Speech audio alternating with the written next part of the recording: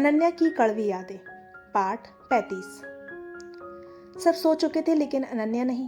वो काफ़ी देर तक करवटें बदलती है पर उसे आज नींद ही नहीं आ रही थी। उसके दिमाग में बस अभिनव की बातें और उसकी बेरुखी घूम रही थी। थक हार कर वो बिस्तर से उठ जाती है। वो देखती है अभी सिर्फ 3 ही बजे थे। वो नीचे किचन में जाकर अपने लिए कॉफ़ी बनाती है और उसे लेकर हॉल के एक सोफे पर बैठ जाती है और खो जाती है उस अतीत में जहाँ उसे सिर्फ दर्द मिला था और कुछ भी नहीं। बात उस समय की थी जब अंजलि जी की डेथ हो गई थी और नील जी अनन्या और अवनी को अपने साथ नीलिमा जी के घर मुंबई लेकर आ चुके थे। अंजलि जी के जाने से उस समय अनन्या की तबीयत काफ़ी खराब हो चुकी थी, पर धीरे धीरे नीलिमा जी ने उसे संभाल लिया था। कुछ दिनों बाद नील जी अवनी को लेकर लंदन चले गए और अनन्या को नीलिमा जी के साथ यहीं छोड़ दिया था। नीलिमा दी, मुझे लंदन में अपना बिजनेस वापस खड़ा करने का मौका मिला है। मैं वहाँ अनी को लेकर जा रहा हूँ, पर जल्दी ही अनु को भी अपने साथ ले जाऊंगा। आप प्लीज तब तक मेरी बच्ची का ध्यान रखिएगा। नील जी कहते हैं तो नीलिमा जी आश्वासन देते हुए कहती है, तुम चिंता मत करो नील, मैं अनन्या का पूरा ख्याल रखूंगी। तुम उसकी चिंता मत करो, मैं हूँ उसके पास। जी दी, मुझे आप पर पूरा भरोसा है। मैंने देखा है आपको अनन्या का ध्यान रखते हुए। मैं खुश हूँ कि आपने अनु को अपना लिया है। नील जी कहते हैं तो उनकी बात सुनकर नीलिमा जी मुस्कुराते हुए कहती है, कुछ दिन यूं ही बीत जाते हैं। अब नीलिमा जी पहले जैसी बिल्कुल नहीं थी। नील जी के जाते ही उन्होंने अपने रंग भी बदल लिए थे। अनन्या का एक अलग स्कूल में एडमिशन करा दिया था। वो स्कूल नंदिनी के स्कूल जितना बड़ा तो नहीं था, पर ठीक था। नीलिमा जी नंदिनी और अनन्या में शुरू से ही भेदभाव करती थी। जहाँ नंदिनी को अच्छा खाना, अच्छे कपड़े और अच्छी फैसिलिटी मिलती, वहीं अनन्या को सबसे आखिरी में बचा खाना, नंदिनी के पुराने कपड़े, जिसमें भी वो बला की खूबसूरत लगती थी। जहाँ नंदिनी स्कूल से आकर खेलने या होमवर्क करने चली जाती थी, वहीं अनन्या को स्कूल से आकर घर के काम समेटने पड़ते थे। एक बार ऐसे ही शाम के वक्त फोन रिंग करता है तो नीलिमा जी फोन उठाती है, जो कि नील जी का था। हेलो दी, नील जी फोन पर कहते हैं। हेलो नील, कैसे हो? नीलिमा जी कहती हैं तो दूसरी तरफ से नील जी कहते हैं, मैं ठीक हूँ दी, आप सब कैसे हो? और अनु, वो कैसी है? सब ठीक है और अनन्या भी ठीक है, नीलिमा जी कहती हैं तो उसकी बात सुनकर नील जी कहते हैं, दी मेरी उससे बात करवाइए ना, बहुत दिन हो गए हैं उससे बात नहीं हुई है। मैं करा दी थी नील, पर अभी वो घर पर नहीं है, वो बाहर खेलने गई है, नीलिमा जी कहती हैं तो उनकी बात सुनकर नील जी उदास होते हुए कहते हैं, ठीक है दी, मैं बाद में बात कर लूँगा। कहकर नीलिमा जी फोन काट देती है और पीछे पलटती हैं जहाँ अनन्या बर्तन साफ करते हुए नीलिमा जी को देख रही थी। ऐसे क्यों घूर रही हो?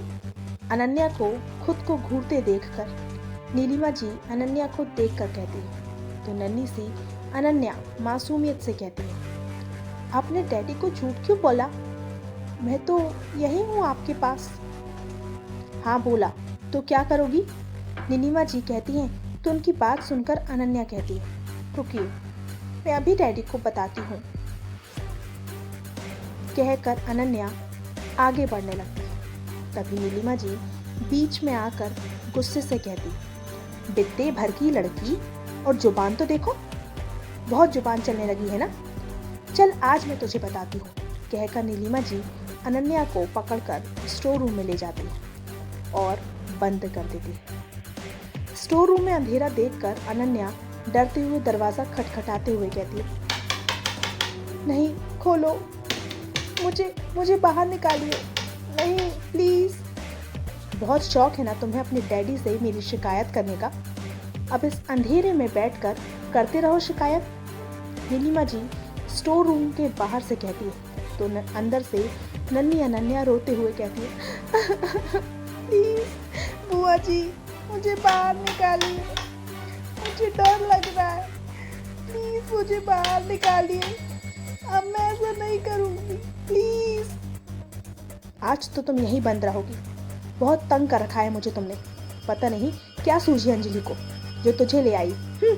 कहकर नीलिमा जी चली जाती है और अनन्या उस अंधेरे स्टोर रूम में बंद रोते रह जाती है।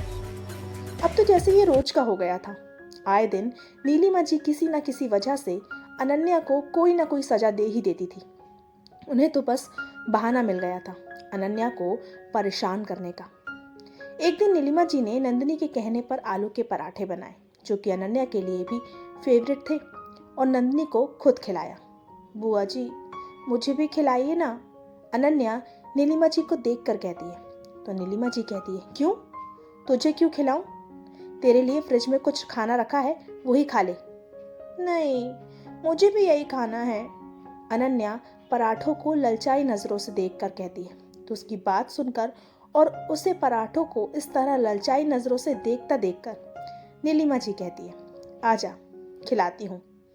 सचमुच, कहकर अनन्या खुश होकर नीलिमा जी के पास आ जाती है और उनके हाथ से खाने लगती है।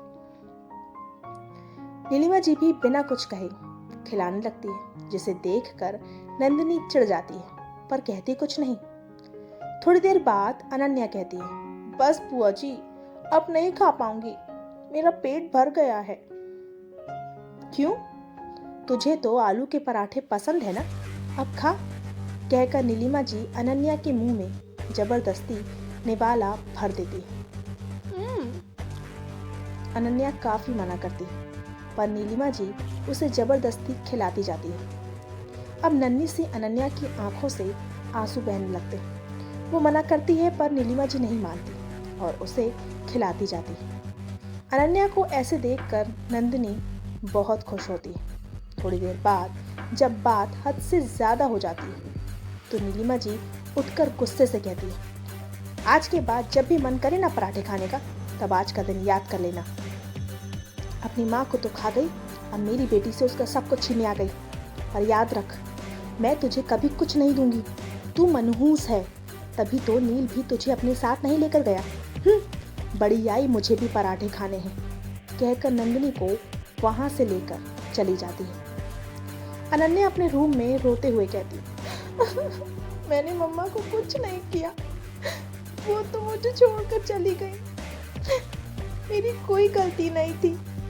डैडी आप भी मुझे छोड़कर चले गए, मुझसे कोई प्यार नहीं करता, ना बुआ जी ना ही डैडी, सब चले गए मुझे छोड़कर। ऐसे ही समय बीतता है।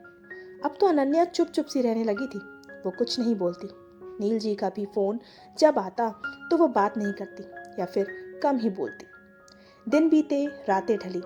अब तो अनन्या की लाइफ में बस उसके दोस्त ही एक थे जिनके साथ वो थोड़ा खुश थी। नील जी कब उसके डैडी से पापा बन गए पता ही नहीं चला, सबसे दूर हो गई और रह गई तो एक कसक कि आखिर नीलिमा जी उससे इतना चिढ़ती क्यों है, जबकि अवनी को तो वो बहुत प्यार करती है। इतना सोचते हुए अनन्या की आंख लग जाती है और पता ही नहीं चला। क्रमशः तो क्या होगा आगे? क्या अनन्या को नीलिमा जी की नफरत की वजह पता चल पाएगी? क्या उसे पता चल जाएगा कि वो नील जी की गोद ली हुई बेटी है? जानने के लिए पढ़ते रहिए दरमियान।